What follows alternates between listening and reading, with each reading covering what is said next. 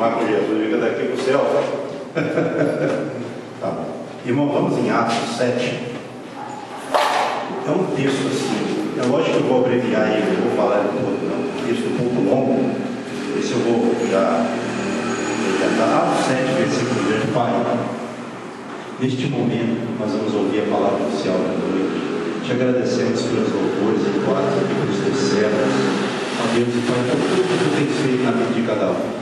Agora fale o nosso coração, por meio da tua palavra, meu Pai, que é poderosa nesta noite. É o que pedimos-te, em nome de Jesus Cristo, usa-me conforme a tua vontade. Amém.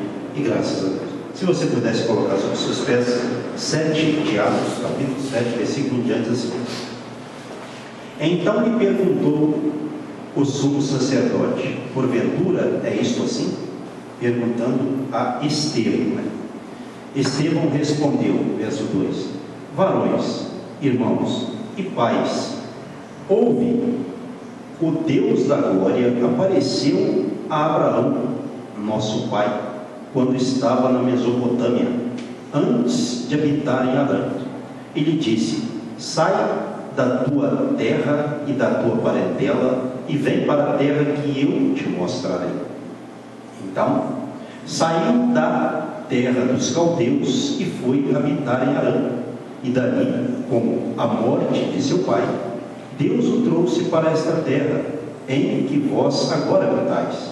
Nela não lhe deu herança, nem sequer o espaço de um pé, mas prometeu dar-lhe a posse dela e depois dele a sua descendência, não tendo ele filho. Verso 6. E falou Deus que a sua descendência seria peregrina em terra estrangeira, onde seriam escravos e maltratados por 400 anos.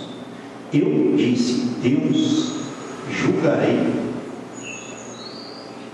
a nação da qual forem escravos, e depois disto sairão daí e me servirão neste lugar.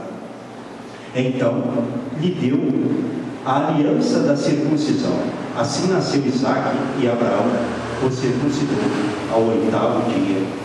De Isaque procedeu Jacó, e deste as 12 tribos, no caso, mais os 12 patriarcas. Os patriarcas, invejosos de José, venderam-no para o Egito, mas Deus estava com ele e livrou-o de todas as suas aflições, concedendo-lhe também graça e sabedoria perante Faraó, rei do Egito, que o constituiu governador daquela nação e de toda a casa real.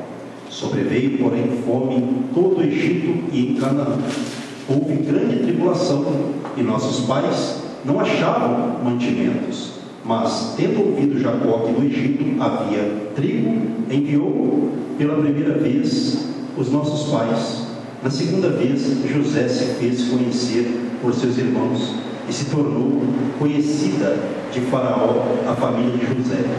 Então José mandou chamar a Jacó, seu pai, e toda a sua parentela, isto é, 75 pessoas.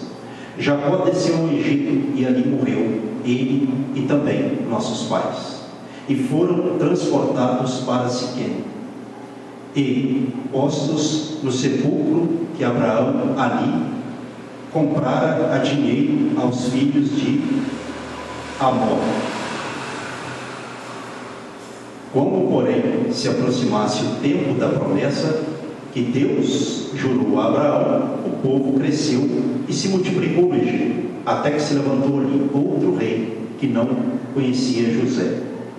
Este outro rei tratou com astúcia a nossa raça e torturou os nossos pais a ponto de forçá-los a enjeitar seus filhos para que não sobrevivessem.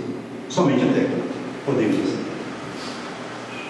Então, irmãos, aqui, qual que é a mensagem aqui de Estevão? Para quem? Estevão, ele estava perante as autoridades do Sinédrio, que era o mais alto tribunal de Jerusalém, onde se julgava ali as questões. Então, Estevão, por Deus, ele foi levado ao Sinédrio. Ele era um homem de Deus.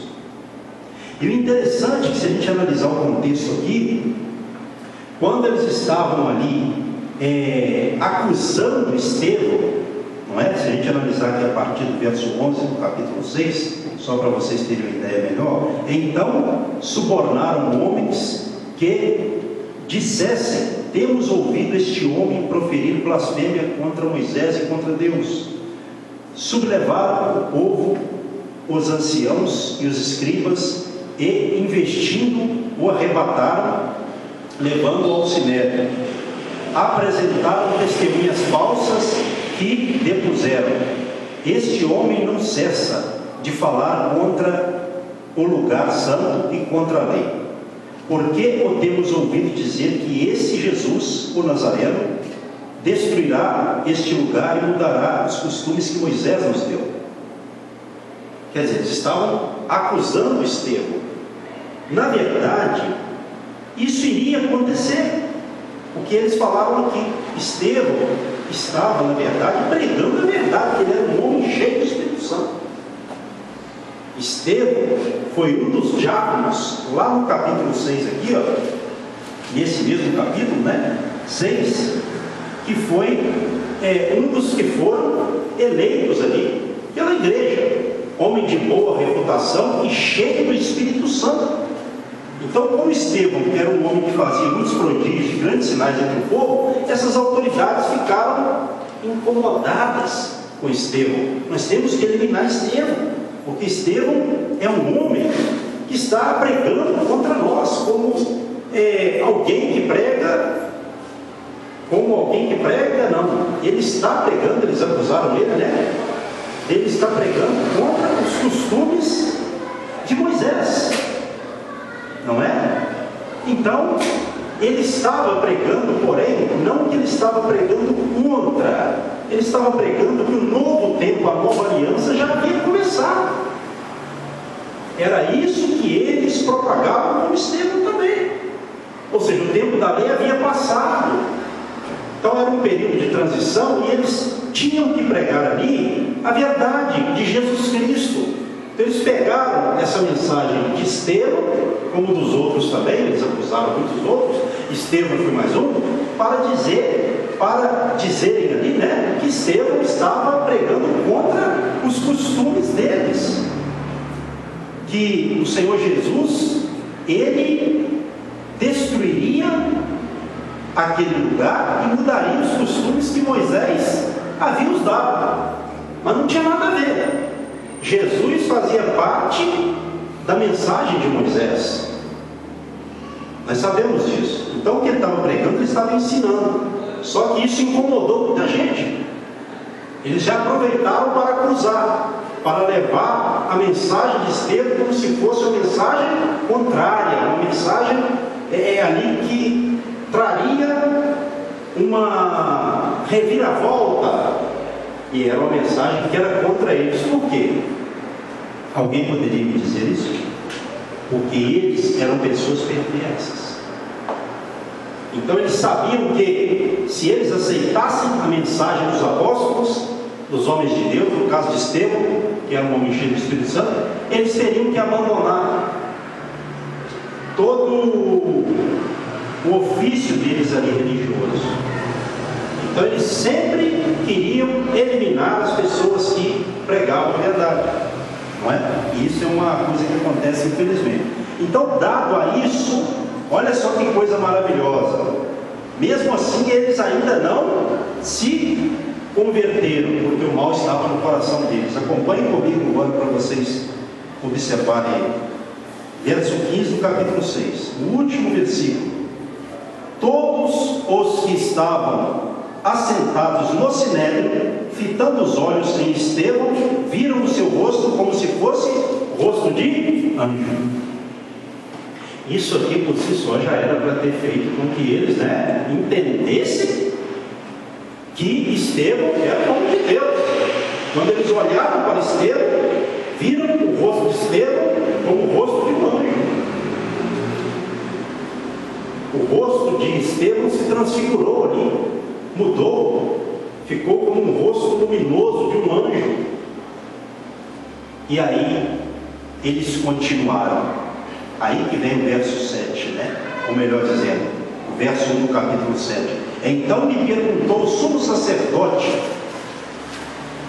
porventura é isso assim?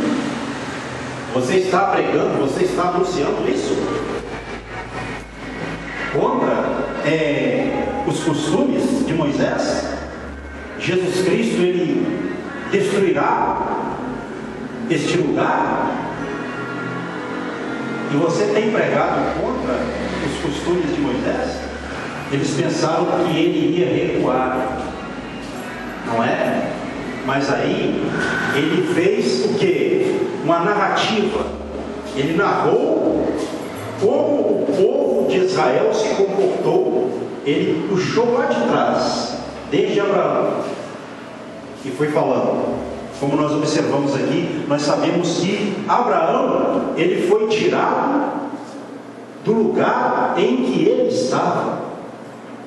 Deus o chamou. Abraão saiu da terra de Ur dos Caldeus, na Babilônia, para atender o chamado de Deus, para ir a uma terra que Deus ainda iria mostrar, porque ele era homem de fé, e nós somos filhos de Abraão na fé, porque Abraão também é chamado na Bíblia de o pai da fé. Então Abraão, ele saiu como Deus o falou, e Deus havia falado para Abraão que o povo de Israel seria um povo que iria ser maltratado, ia ser peregrino em terra estrangeira, onde eles seriam escravizados, maltratados por 400 anos. Então, esses 400 anos, a Bíblia fala de 400 e 430. Quando a Bíblia fala de 400, a Bíblia estava arredondando, ou a Bíblia está arredondando, né? Quando ela menciona 400, ela está arredondando. 430 é normalmente um número mais exato, certo? Modo de dizer 400 anos. Mas na verdade, esse tempo aqui de 400 anos, ele começou desde quando Deus falou com Abraão. Isso aqui que está escrito no versículo de número 6, e falou Deus que a sua descendência seria peregrina em terra estrangeira, onde seriam escravizados e maltratados por 400 anos. Então, isso não se refere ao tempo que eles ficaram lá no Egito, certo? Isso se refere, esse número, a desde quando Deus falou com Abraão, porque o povo de Israel, ele começou a ser perseguido desde o seu início. É disso que Deus estava falando, porque ali no Egito eles devem ter ficado, eu não sei, né? Talvez 210 anos aproximadamente, alguma coisa assim. Não sei, não é? Talvez alguma coisa assim. E lá eles sofreram, talvez uns 116 anos, eles sofreram mesmo. Então essa data não é referente ao tempo deles no Egito. É bem antes, desde quando Deus falou para Abraão. Lendo a Bíblia, a gente pensa que é no Egito, né? E em algumas passagens dá a entender sobre isso, mas eu não quero me ater, isso é um detalhe interessante para você aprender, não é? E aí no verso 7 está escrito, Deus dizendo, né? Julgarei a nação da qual forem escravos, e depois disto sairão daí e me servirão neste lugar. Qual lugar? Terra prometida. Deus julgou a nação egípcia ou não julgou? Deus tirou o povo de Israel do Egito e levou para Canaã, para a terra prometida, ou não levou? Então Deus fez isso que ele falou aqui. Interessante, né? Deus já havia falado com Abraão sobre a escravização do povo, a peregrinação do povo, o sofrimento do povo, mas que também tiraria o povo depois que completasse ali os anos que Deus falou, para levar o povo para uma terra fértil. E Deus fez isso. Então a Bíblia é um livro profético, não é? E Deus disse que eles serviriam a Ele na terra prometida. E eles serviram. Verso 8: então lhe deu a aliança da circuncisão. Assim nasceu Isaque, e Abraão o circuncidou. Isaque, filho de Abraão, né? Que o circuncidou ao 8º dia. De Isaque procedeu Jacó. Isaque é pai de Jacó.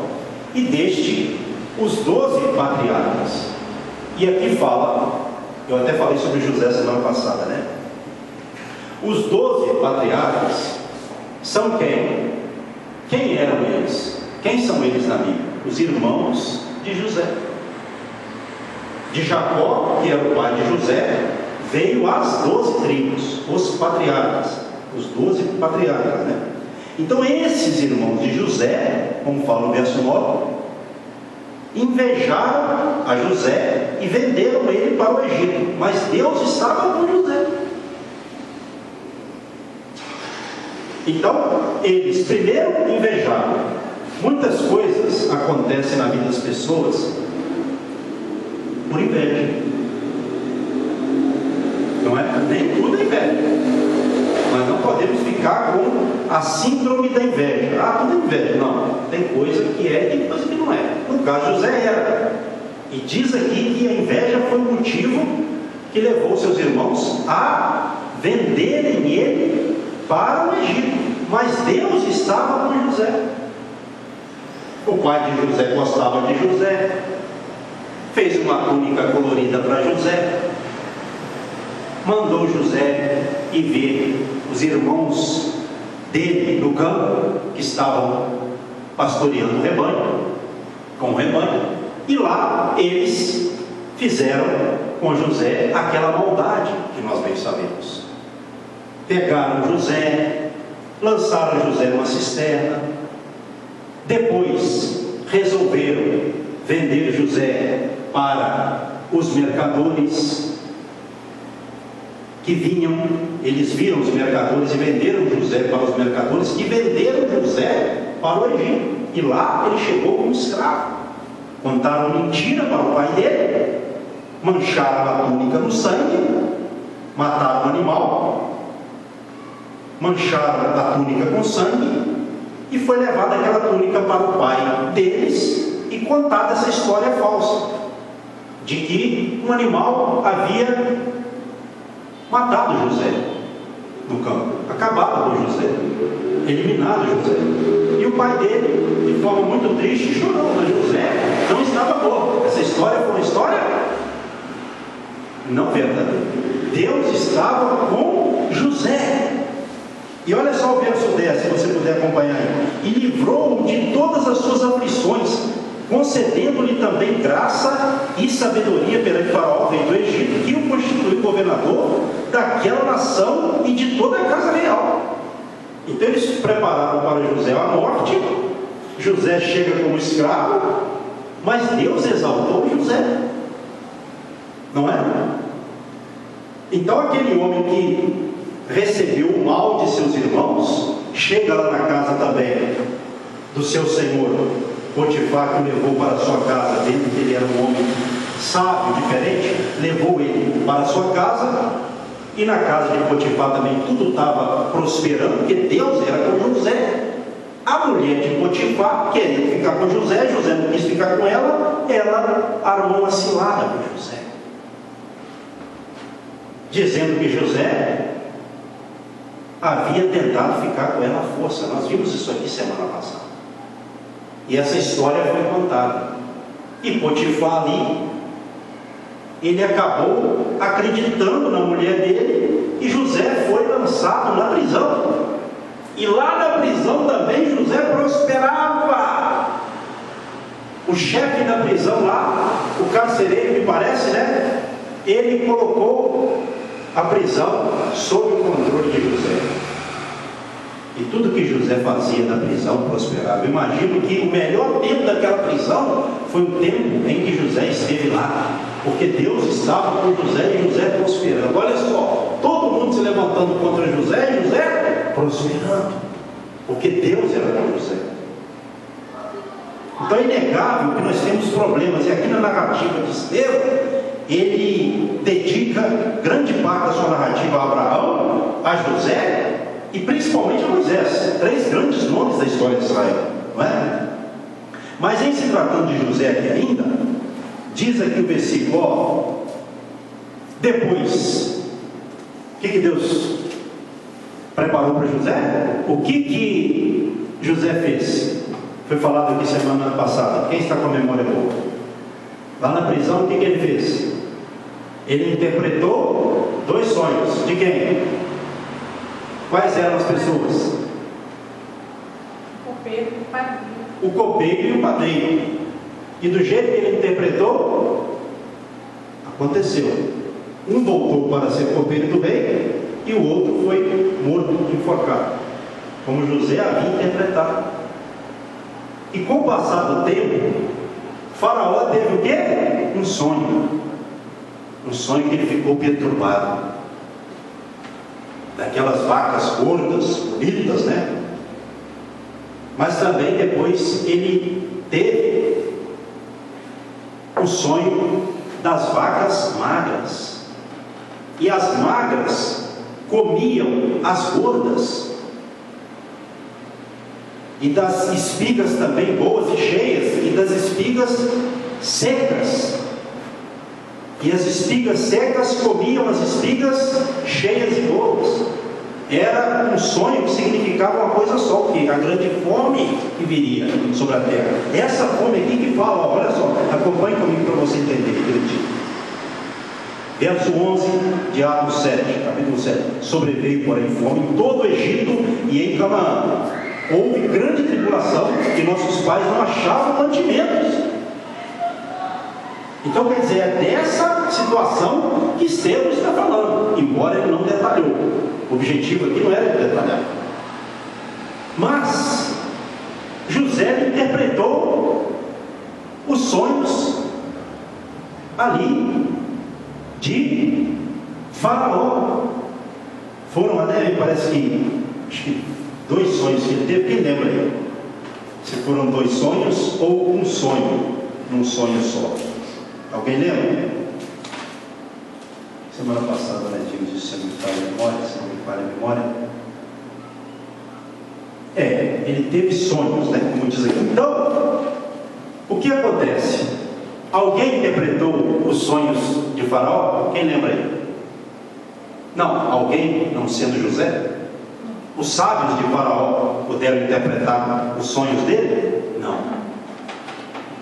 Aí o copeiro foi e falou de José para Faraó. Ó, lá na prisão tem um homem lá, um hebreu, que interpretou o meu sonho e o do padeiro. Conforme ele interpretou, aconteceu.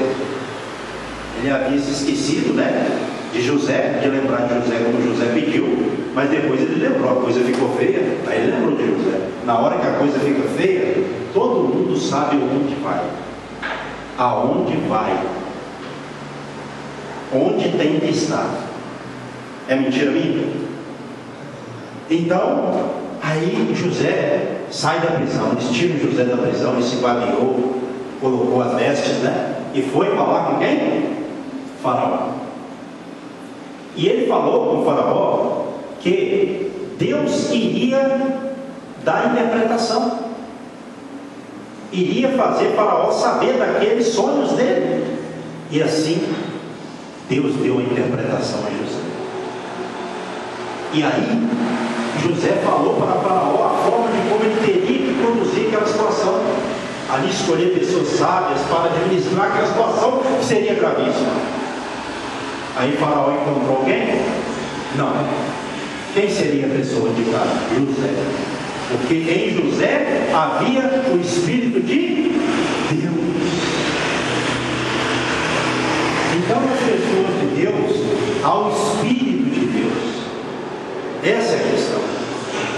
José interpretou, Faraó deu ali a José um anel, ele prosperou ali a José, deu uma mulher a José, e José, ele ali honrado por Faraó, ele foi colocado menor do que Faraó apenas no trono, mas ele era um homem naquele momento mais importante da terra. Às vezes a gente fala isso. Quem daria alguma coisa para José lá naquele cárcere, naquela prisão? Ninguém. Alguém daria alguma coisa por ele? Não, por quê? Quem vai dar alguma coisa para alguém? Ou por alguém que está na prisão? Ninguém. Mas aí chegou o tempo dele e Deus o abençoou, Deus o exaltou, e todo o Egito teve que reconhecer José. Todo o Egito teve que fazer conforme Faraó disse. Ninguém iria fazer nada sem o consentimento de José. José governou aquela situação no Egito, aquela fome que veio sobre todo o mundo antigo. E o que eu quero dizer com isso para os irmãos? Quem tem o Espírito de Deus, em alguns momentos que Deus permite calamidades ou problemas acontecerem, é essas pessoas que vão resolver os problemas. Se Deus tem um mistério com alguém para resolver um problema, é com aquele alguém. Aquela fome, tudo aquilo estava de certa forma programado por Deus. Então Deus preparou o momento de José, e José governou toda aquela situação. É tão lindo quando você vê lá que José, ele teve 2 filhos, Manassés e Efraim. O significado dos filhos, dos nomes de seus filhos: Deus me fez esquecer de todos os meus trabalhos e de toda a casa de meu pai. Deus me fez próspero na terra da minha aflição. Olha só, aquilo que prepararam para José, achando que seria a morte, os patriarcas, seus irmãos, foi para José vida e livramento para o mundo inteiro. Então, quando nós estamos no Senhor, Deus pode também nos usar para livrar pessoas de situações que ninguém pode livrar, nem o poder do governo, nem o poder do Estado, porque aquele problema lá que veio sobre toda a terra do Egito e sobre todo o mundo, era somente para José resolver. Tem coisas acontecendo no mundo hoje que vão acontecer que não adianta nem orar. Tem que saber aplicar a situação, que são proféticas. Mas tem algumas coisas que só vão ser resolvidas, não é pelo presidente do Brasil, não é pelo presidente dos Estados Unidos, não é pelo presidente de Israel, é por Deus usando seus filhos, usando a minha pessoa, usando a cada um daqueles que creem nele, porque nós cremos no Senhor. Deus nos usa para mudar situações que muitas pessoas olham e dizem assim: não tem mais jeito para essa situação, isso não vai mudar, isso não tem como mais mudar, Deus não tem como mais agir. É nessa hora que Deus vai usar o servo dele para interpretar um sonho, para ali discernir um problema, para dar uma palavra de sabedoria, uma palavra de discernimento, porque há nos servos de Deus o quê? O Espírito Santo de Deus. Havia em José, qual era a diferença de José? Havia nele o Espírito de Deus. Por isso que Faraó o elegeu para governar aquela situação, que ele mesmo interpretou e discerniu o que viria sobre a terra. E aí, voltando, e além disso, nós não podemos nos esquecer de que também? Quantos anos José tinha quando ele foi vendido como escravo? 17 anos. O pai dele achou que ele tinha morrido. Depois que os irmãos dele vieram e se curvaram diante dele para cumprir os sonhos que ele teve, porque ele interpretou também, que os seus irmãos se curvariam diante dele, como está lá em Gênesis. Isso tudo aconteceu. Mas também aconteceu o quê? Depois que eles buscaram lá a família de José, veio Benjamim, seu irmão, e depois veio seu pai. Eu achei interessantíssimo isso. O pai de José, ele ficou, irmãos, 17 anos ainda vivo no Egito. Ele perdeu José com 17 anos. Depois ele gozou daquela felicidade, daquele momento da vida, mais 17 anos que morreu. maravilha de Deus, né? José, porque Deus era com José. Não é maravilhoso isso? Então Deus, Ele prospera os dias.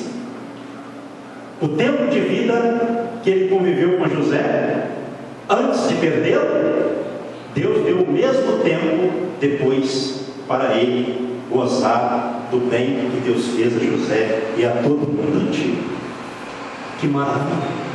Coisa extraordinária, não é que aconteceu? E José administrou aquilo tudo, comprou terras para Faraó. Ele não escravizou no sentido negativo, ele colocou o povo como escravo para Faraó, mas dentro de um consentimento, porque todo mundo respeitou José e reconheceu que José era o homem certo para administrar a situação. E aqui, no verso 12 de Atos 7, assim, ó: mas tendo ouvido Jacó que no Egito havia trigo, enviou pela primeira vez os nossos pais, pela segunda vez, na segunda vez, melhor dizendo, José se fez reconhecer por seus irmãos e se tornou conhecida de Faraó a família de José. Isso nós sabemos, né? Verso 14: então José mandou chamar a Jacó, seu pai, e toda a sua parentela, isto é, 75 pessoas. Então a Bíblia fala que desceram 70 pessoas mais para em Gênesis, né, com Jacó, e aqui fala 75. Tem esses dois números, né? Mas não vamos nos ater a isso. Só estou falando para vocês, porque na Bíblia também não há uma contradição. Há o número exato e às vezes o número arredondado, como eu falei, não é? Mas todas as duas mensagens estão na Bíblia, né? Esses dois números, 75 e 70 pessoas, como está lá em Gênesis. Verso 15: Jacó desceu ao Egito e ali morreu, e ele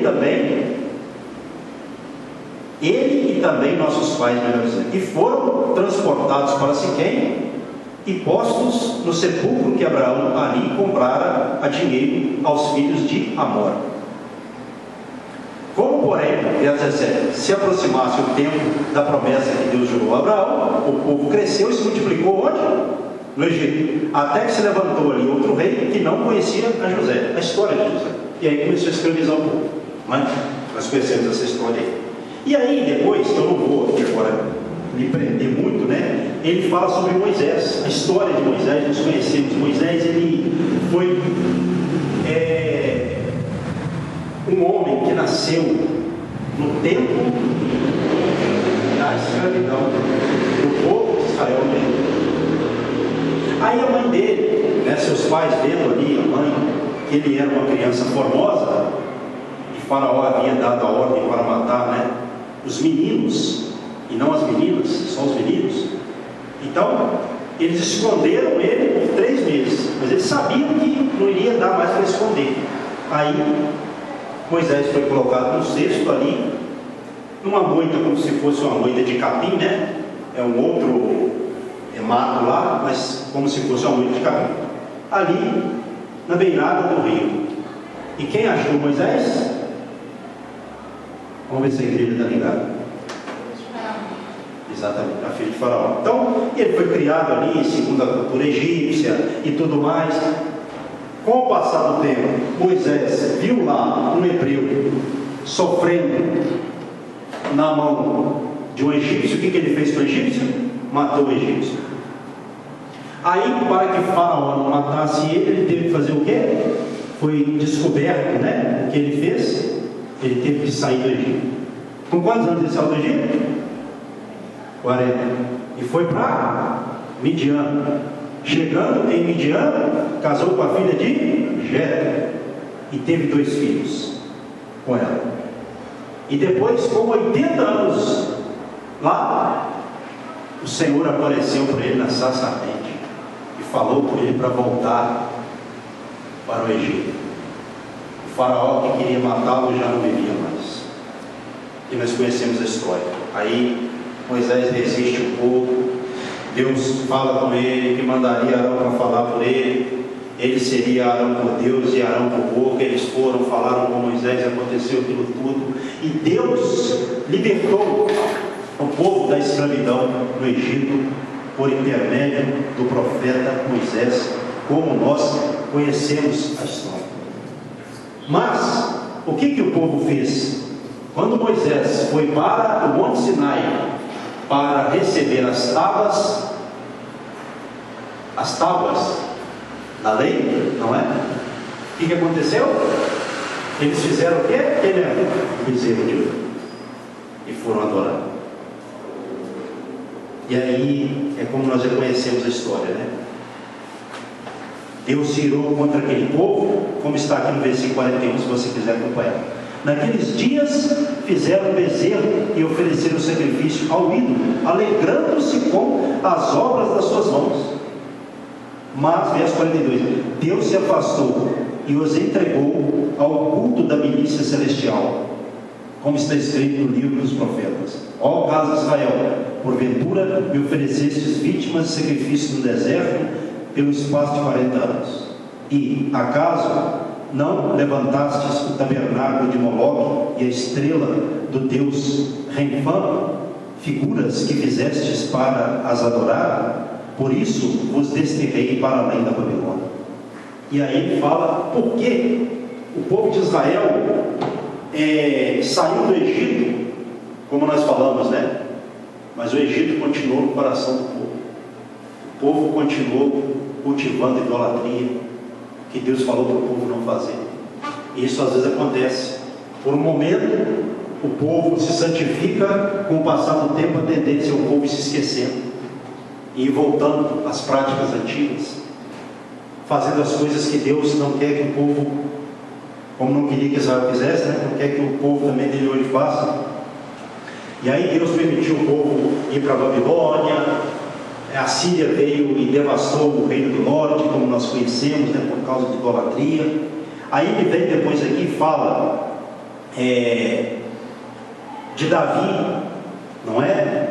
Fala sobre também o desejo de Davi construir um templo para ele. Nós até vimos aqui hoje, mas não tinha nada a ver, né? Fala do desejo que Davi teve de construir o templo, mas foi Salomão quem edificou casa ao Senhor, né? E só que tem um detalhe: Deus, ele habita em casa feita por mãos humanas? Não. Olha o que diz aqui, ó, verso 49 de Atos 7: o céu é o meu trono e a terra o estrado dos meus pés. Que casa me edificareis, diz o Senhor? Ou qual é o lugar do meu repouso? Não foi, porventura, a minha mão que fez todas estas coisas? Homens de dura cerviz, incircuncisos de coração e de ouvido, vós sempre resistes ao Espírito Santo, assim como fizeram vossos pais também, vós o fazeis. E aí fala também, ele joga na cara deles, daquelas autoridades que estavam ali acusando ele, com aquele espírito de acusação, que eles mesmos mataram a Jesus Cristo, não é? E aí, meus irmãos, a tônica aqui da mensagem de Estevão é que quando eles, aquelas autoridades, vieram para espremê-lo, ele foi corajoso e não retrocedeu, não. Aí ele puxou a ficha da rebeldia do povo de Israel. Complicado isso, né? Ele não foi covarde, não. Isso custaria a vida dele, mas ele foi corajoso. Estevão é um dos homens da Bíblia um dos que mais me chama a atenção. É Estevão, porque ele foi um homem corajoso. E se você analisar, olha só, eu vou ler o final aqui, porque é para honrar um homem desse mesmo, ele estando com o Senhor já, né? Verso 54, ó, os últimos versículos. Ouvindo eles isso, enfureceram-se no seu coração e rilhavam os dentes contra ele. Mas Estevão, cheio do Espírito Santo, fitou os olhos no céu e viu a glória de Deus e Jesus, que estava à sua direita. Oh, aleluia! Verso 56. E disse: eis que vejo os céus abertos e o Filho do Homem em pé à destra de Deus. Jesus Cristo ali em pé, já, como se diz, esperando Estevão, né? Eles, porém, verso 57, clamando em alta voz, taparam melhor dizendo, os ouvidos, e unânimes arremeteram contra ele. E lançando-o fora da cidade, o apedrejaram. As testemunhas deixaram suas vestes aos pés de um jovem chamado Saulo. Paulo, que ainda não havia convertido, não. Estava consentindo ali, concordando na morte de Estevão. Era um perseguidor da igreja, verso 59. E apedrejavam Estevão, que invocava e dizia: Senhor Jesus, recebe o meu espírito. Então, ajoelhando-se, clamou em alta voz: Senhor, não lhes imputes este pecado. Com estas palavras adormeceu. E Saulo consentia, concordava na sua morte. Olha só que visão, hein? O céu, como está escrito aqui, se abriu para Estevão, que foi homem de Deus, homem cheio do Espírito Santo, homem que foi honrado por Deus até na morte dele,